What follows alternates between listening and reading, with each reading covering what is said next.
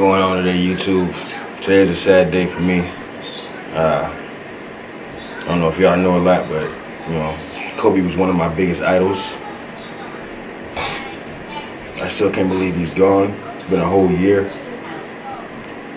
It's very emotional. I watched this man for most of his career, championships, scoring titles, MVPs.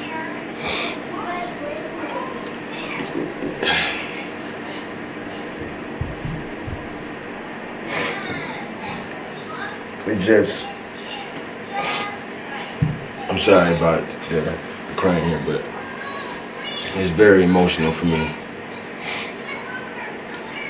When I didn't have a lot, grew up a foster kid, we had to take what we was given.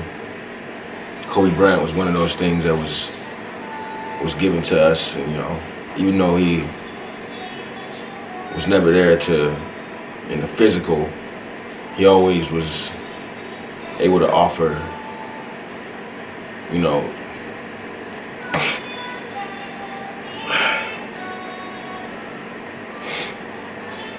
support, and it's really tough. It's really tough, and he's the reason why I played basketball. It's Kobe. He was the reason why I did what I did on the court.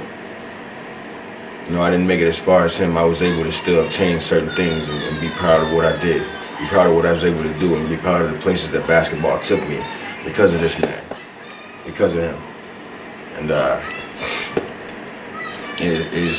it was much deeper than anything. Like when I was having issues in life or anything was going on with me in particular, I was able to turn on a YouTube video or watch Kobe and take my whole mind away from everything. And when he retired, I was emotional when he retired, when he scored his 60 back in 2016. And that was amazing. That was incredible. That was absolutely incredible to me. Like, for as old as he is, I don't care what people will say. Oh, they let him score 60. I don't care. You still got to make those shots, and he made those shots. After torn Achilles, most people didn't know what he would be like when he came back, and I can't say he disappointed me. He didn't disappoint me. He never disappointed me. Everything that he did, I tried to emulate. I tried to be like him. I wanted to be Kobe. Everybody wanted to be Kobe. And I was blessed to have some natural ability and some natural talent to be able to play this game of basketball. And it's just an emotional day. And I'm a father of two beautiful girls, and for him to die with his daughter is just even more of a devastating blow. And if you would have saw me this time last year when this happened, you wouldn't have been able to get in contact with me. You wouldn't have been able to get in contact with me because I was just too emotional. I didn't want to hear nothing from nobody. I wanted to just sit in my basement and just cry, which I did. And it's just, I don't know. I just can't believe this happened to him, of all people. Like Shaq said, all your NBA legends, all the ones that I look up to, they're still around, they're old. Kobe Bryant should have been one of those. 2020, he should have never died in a helicopter accident. And it's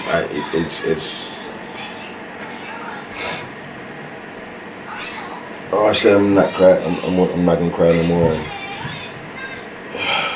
Yeah, it's so unbelievable to me. It really is. And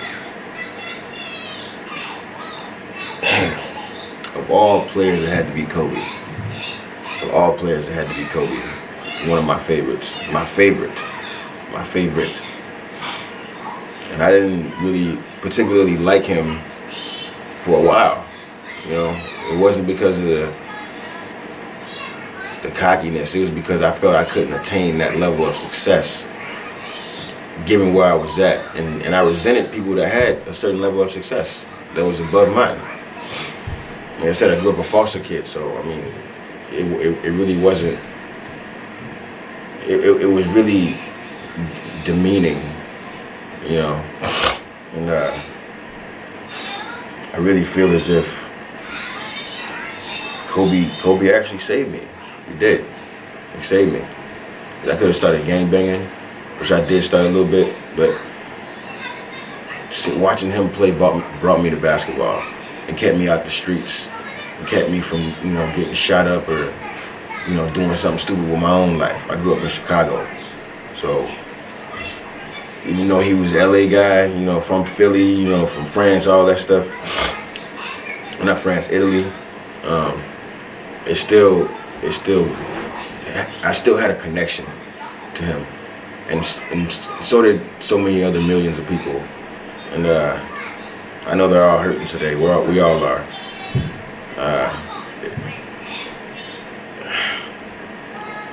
It's so unbelievable to me. It really is. It really is. It's been a whole year, and so many things have happened in the world as far as politics and coronavirus and all this crazy stuff. You know what I mean? People losing jobs, and that's Kobe got forgotten about. Honestly, I mean, he didn't get forgotten about by me, but it wasn't the time for Kobe.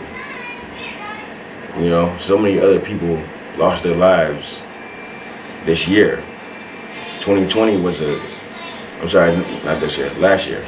2020 was a horrendous year for a lot of people. A lot of families, a lot of, you know, even NBA players like Karl Anthony Towns lost seven family members, and he got the disease himself. 2020 was a horrible, terrible year. I mean, you should feel lucky and blessed if you made it out of 2020 alive. I know I do. I know I do. So I don't want to keep crying on video. I want to remember him for the good things. So today I'll be watching a lot of his highlights, and I might even do a highlights reaction video for you guys. Damn, man. He was so good. He was so good. And I really feel for Vanessa, because she's never going to be able to, even if she moves past him, she'll never be able to find another Kobe Bryant. Even if Michael Jordan isn't even a Kobe Bryant. And I mean Kobe Bryant not just on the court, but off the court. He was so intellectual. Like, he could speak 3 or 4 different languages. Like, he had a really high IQ. Like, he could play the piano. Like, he was savvy businessman. Like, really as every bit as good as he was on the court, he was in actual real life. And I can respect a man like that, especially with his kids. His kids adored him. His kids loved him so much, so much. And,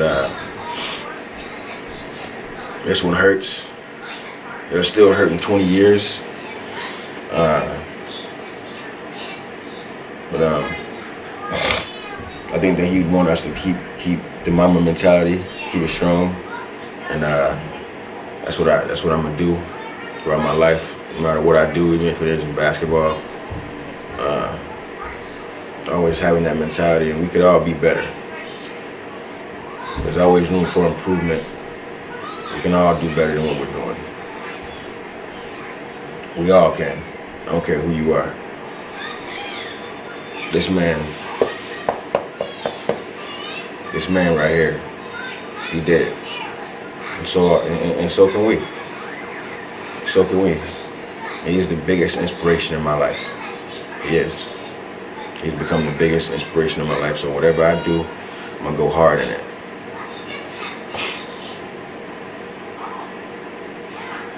R.I.P. Kobe. I love you.